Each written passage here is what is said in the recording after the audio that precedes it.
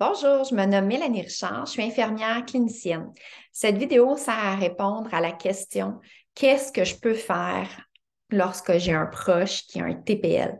TPL signifie trouble de la personnalité limite ou vous pouvez aussi mentionner trouble de la personnalité borderline.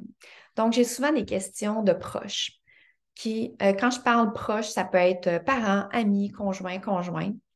Donc, je vous partage 6 éléments qui vont vous donner des pistes de solutions pour pouvoir vous inspirer à trouver des actions.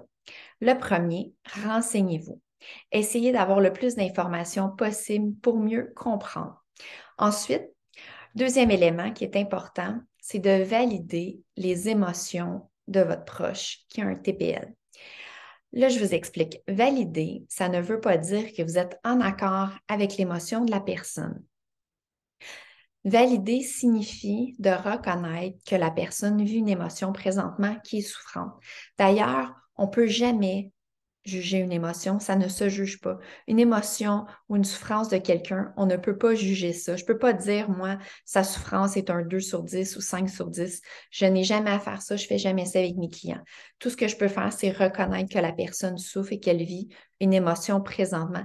Et c'est important pour pas seulement les gens qui ont un trouble de personnalité limite, pour tout le monde, de se faire reconnaître l'émotion qu'on vit.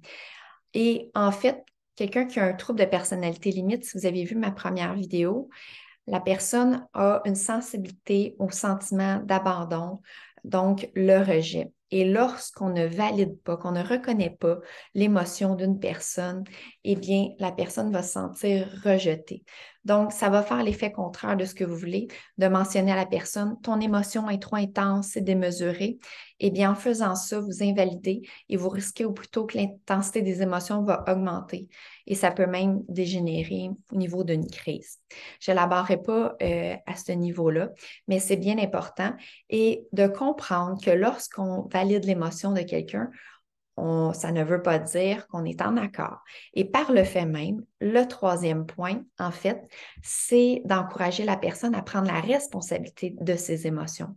Puisque oui, l'émotion est intense, oui, elle est souffrante, mais il faut prendre responsabilité de notre émotion afin de pouvoir faire les actions, peu importe de ce qu'il y a à faire. Et je vous encourage en fait à aller chercher de l'aide, de prendre quelqu'un. Et ça d'ailleurs, c'est la quatrième élément qui est d'aider la personne à se trouver de l'aide. Et là, je tiens à spécifier au niveau des émotions, au niveau de nos comportements, ce n'est pas que les gens qui ont un trouble de personnalité limite qui doivent prendre responsabilité et action. On a tous, moi aussi, on a tous cette responsabilité. On est responsable de nos émotions et de nos comportements. Donc, comme je vous ai mentionné, quatrième élément, vous pouvez aider la personne dans ses démarches pour pouvoir trouver de l'aide afin d'être soutenu dans ces démarches-là, hein. Puis, c'est toujours aidant d'avoir quelqu'un qui nous donne les pistes, les stratégies, en plus de nous encourager dans ce qu'on vit. Je parle d'un professionnel ici et non du proche. Le cinquième élément, mettez vos limites. C'est important de vous respecter dans vos propres limites. Et le sixième, préservez-vous. Donc, prenez soin de vous.